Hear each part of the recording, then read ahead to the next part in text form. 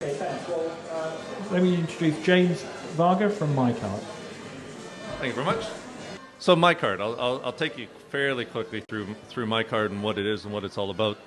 I guess just to begin with, miiCard's a digital passport service that's there to prove you are who you say you are. So the way to think about it is if you think about the level of trust or all those times where you need a driver's license, passport, utility bill, that's what miiCard can provide purely online and in real time. It's a new service that we're launching. We're starting to roll out the consumer-to-consumer side over the next couple of weeks. And in financial services, we're trying to offer, to address a few specific key pains.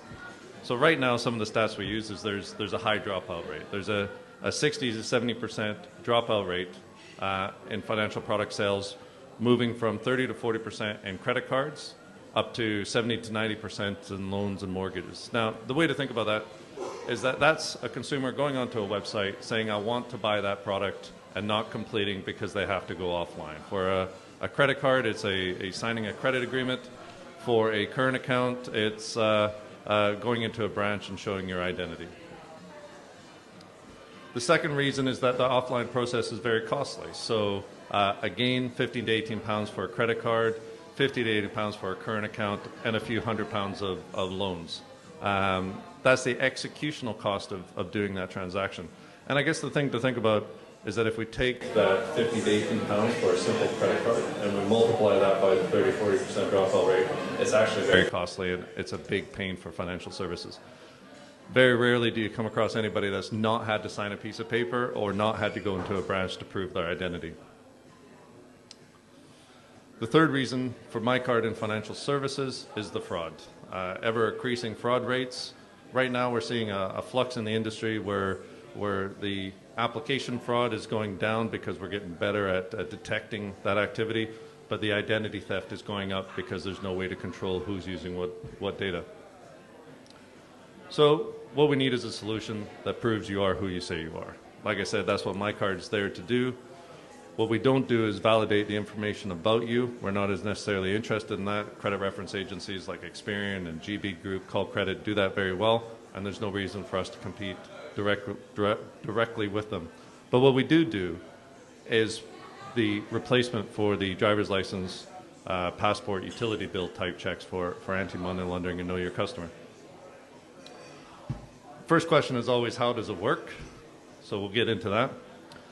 Just like any online service, it takes a few minutes to register. It's a very simple process: username, password, email address.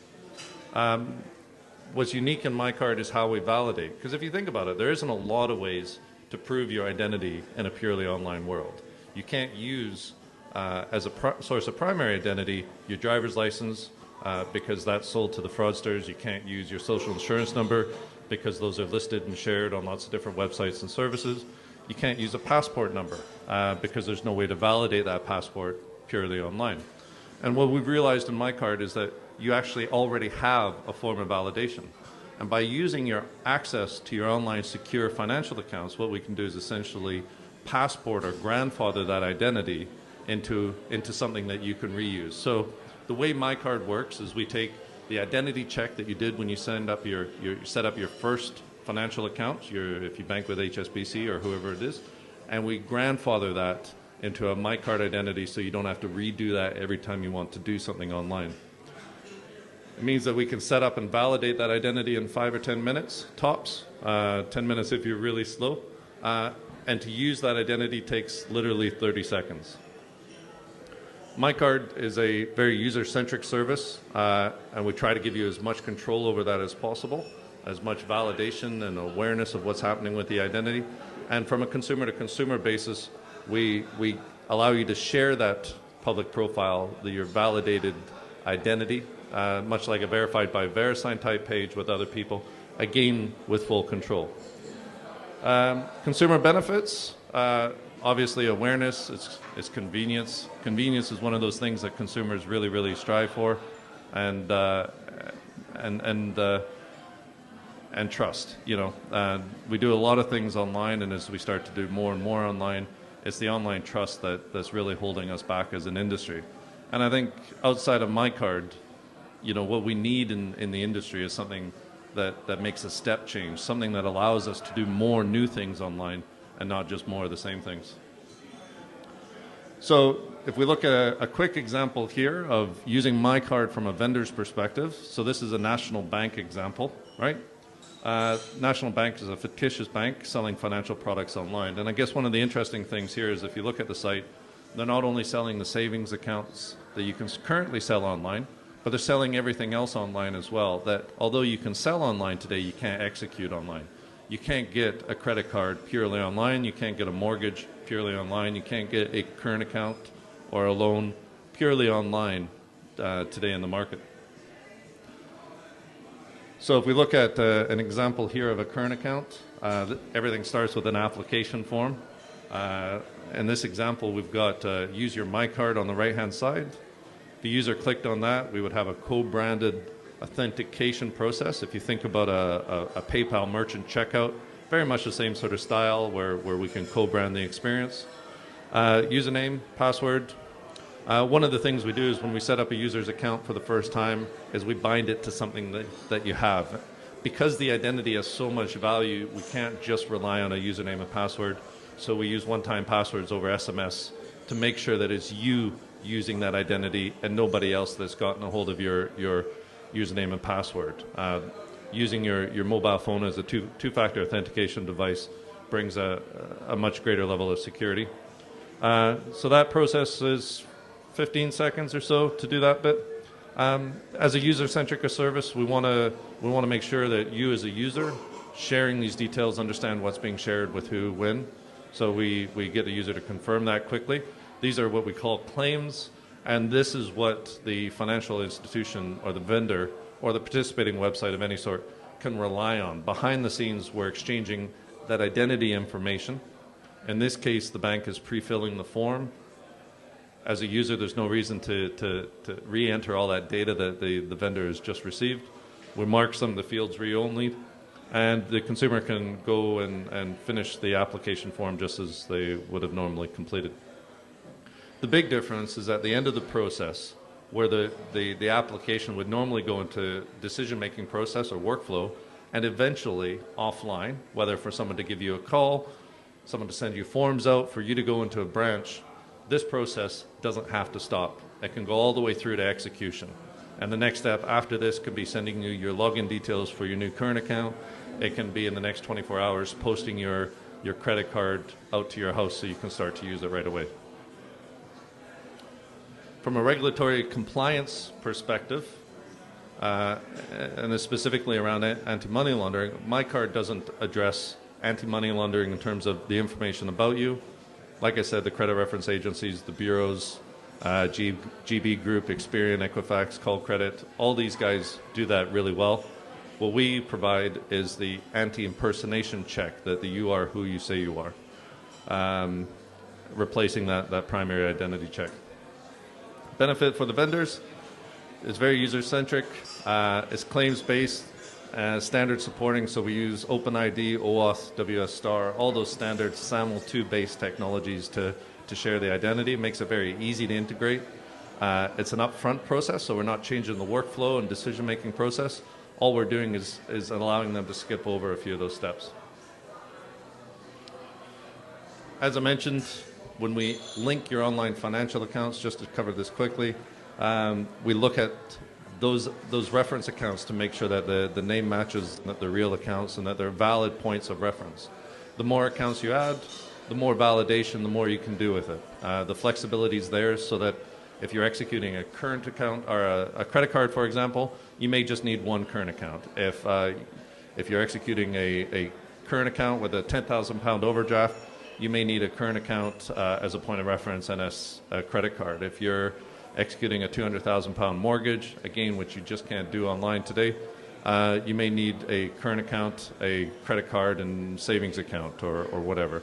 It's all up to the vendor and what they need to sell their product.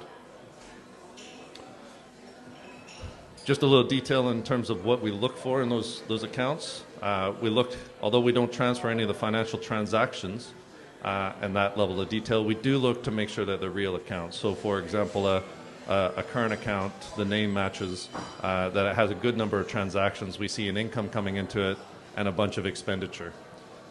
Real accounts are a lot more valuable to us, essentially because the industry spends a lot of time protecting that data and those financial relationships. And if they look real, chances are they are real and they can be used as valid points of reference. A savings account with a zero balance has very little value. A savings account where you say has £50,000 with £50,000 in it has a lot of value. In terms of revenue model, we're per transaction, so we're trying to keep it as simple as possible for the vendors to adopt miiCard as per transaction.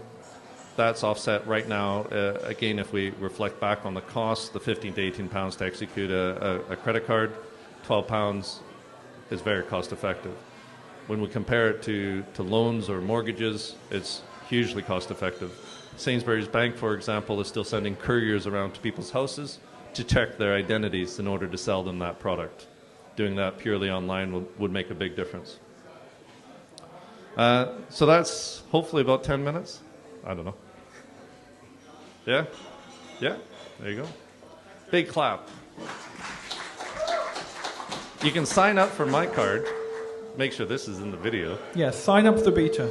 Sign up for the beta, and you get a lifetime membership for the first 10,000 people that sign up. We're about halfway through that just now. And if you want to see a demo, let me know, and I'll show you the application that's starting to get rolled out next week. So thanks. Great. Thank you, James. Does anyone have any questions? Okay. Hit me. Oh, microphone in the crowd. How many transactions on average per year do you expect from a customer? And I mean, what would be like a lifetime value of a customer? Yep. So in the UK, people buy a new financial product every 1.8 years. So if we round that up to once every 2 years, it would be £12 for every 2 years. That's just in financial products. I guess one of the interesting things about miiCard is that it's about providing trust online. And a lot of the interest that we've had in the market isn't just about financial services. It's online dating, social networking, employment checks, online trading on Gumtree or eBay, peer-to-peer lending, the Wongas, the Zopas of the world. As those transactions move up in cost or price, they also move up in risk. So something like miiCard has more of a need in that environment.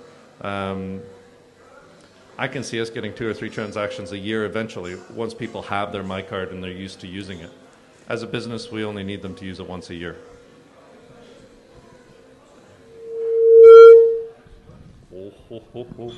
Hi there. Am I allowed to?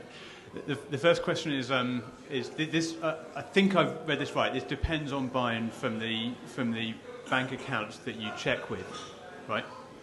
We have access right now to 14,000 different financial relationships in North America, Western Europe, India, South Africa, Australia, New Zealand. So in all those countries, we can support about 95% of the financial relationships that are there. And that's because those banks have agreed for you to use their service to check? Yeah, we use a data aggregation provider. We've partnered with a company called Yodlee, which gives us access to all that information right from the beginning. Okay, and the second question is, when you verify, presumably the only information you pass through to the company that's asked for verification is a yes or no. Is that right? In terms of adding those as reference points? Yeah, so it says you've asked for these reference points, yes, they've got them. So it doesn't pass on any of the data that you've collected from the bank? No, we never pass on any of those financial relationship details or financial transactions. It's one of the reasons why we've got this last step in the process. We want to make sure that the user is fully aware of what information is being shared with any transaction, anytime their miiCard is used. So here we can see that the claims, the validated bits of information that we have on the user, that the vendor has asked for, and this will vary depending on the vendor and what they need at the time, we're getting the consumer, the user, so that they're in control of their identity to confirm that they're happy with that information to be shared. And only that information is going to be shared. Cool.